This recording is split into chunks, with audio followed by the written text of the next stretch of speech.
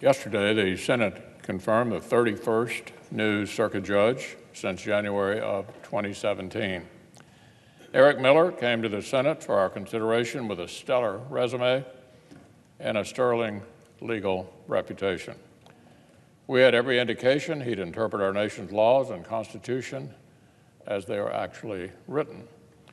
This is exactly the kind of judge the American people deserve to sit on our nation's courts of appeals. That's why this Senate will continue to make judicial nominations a top priority.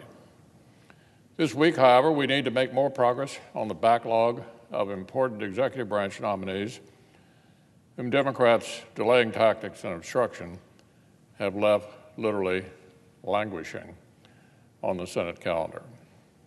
First is Michael Desmond, the President's choice to serve as Chief Counsel of the IRS. Mr. Desmond has put his legal expertise to work through years of public service, including at the Department of Justice Tax Division and at the Department of the Treasury, and has an impressive private sector background as well.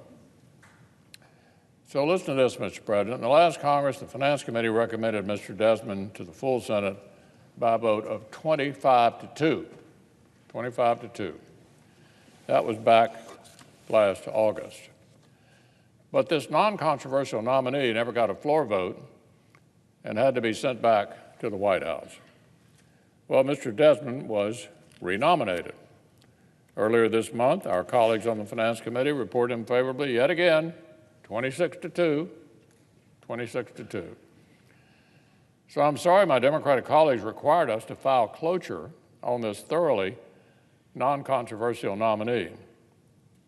It's a good example of the unreasonable tactics that have sadly become their standing operating procedure in many cases. But I'm glad we voted to advance the nomination yesterday, and I urge everyone to join me in voting to confirm him soon.